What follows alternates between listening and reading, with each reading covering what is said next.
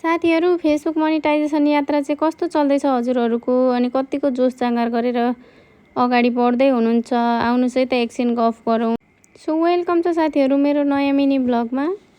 साथीहरू, यो फेसबुक चलाउन थालिसकेपछि नि कतिजनाले चाहिँ कति कुरा सुन्नु पर्यो भनेर सेयर गर्नुहुन्छ नि त फेसबुकतिर। गाउँको मान्छेहरूले चाहिँ यस्तो भन्दै हुन्छ उस्तो भन्दै हुनुहुन्छ भनेर। तर मलाई चाहिँ मैले चाहिँ त्यस्तो सुनेको छैन है। कतिजना हाम्रो नजिकैको छिमेकी दिदीहरू त हुनुहुन्छ कि कति खुसी हुनुहुन्छ यस्तो भिडियोहरू बनाएको देखेर। आफूले बनाउन सक्छौ भने गर न भनेर भन्नुहुन्छ कि। अनि मलाई चाहिँ त्यस्तो केही लाग्दैन, बरु म आफैलाई नै चाहिँ अलि अप्ठ्यारो लाग्छ नि त। अब बानी छैन।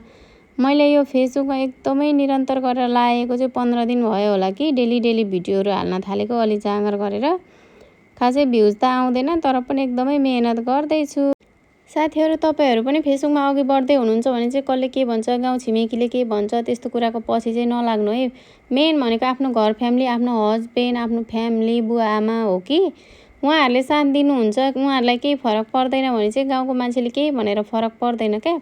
मलाई चाहिँ घरबाट चाहिँ एकदमै साथ सपोर्ट छ। बरु म आफैलाई लाज लाग्छ कि आफूले बनाएको भिडियो हेर्छु अनि भन्छु कि कस्तो लाग्छ तपाईँहरूलाई मेरो भिडियो भन्छु होइन। ठिक छ त भन्नुहुन्छ क्या। मलाई मन परेन भने पनि ला कस्तो बोलेँ मैले, कस्तो भिडियो बनाएँ भनेर भन्यो भने कति राम्रो छ ठिक छ भनिदिनुहुन्छ क्या मेरो हस्बेन्डले चाहिँ।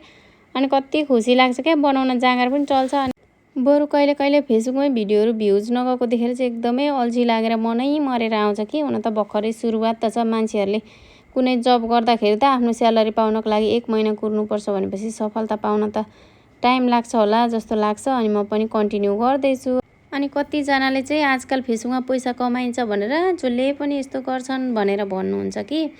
मलाई चाहिँ कस्तो लाग्छ भने नि आफ्नो घर फ्यामिली सम्हाल्दै, आफ्नो बालबच्चा सम्हाल्दै बाँकी रहेको टाइममा चाहिँ इन्जोय गर्नु, भिडियो बनाउनु, हाल्नु, आफ्नो कला देखाउनु त राम्रो कुरा हो नि त।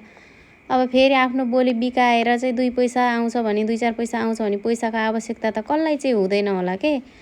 पैसै कमाउनुपर्छ भन्ने पनि त होइन नि। हामीलाई खुसी त मिलेको छ नि त। भाइरल होस् नहोस्, पैसा आओस् नआओस्, हामीलाई त खुसी मिलेको छ नि त। हामी बिजी भएको छौँ। यति भन्दै आजको मिनी ब्लग यति नै। बाई बाई साथीहरू।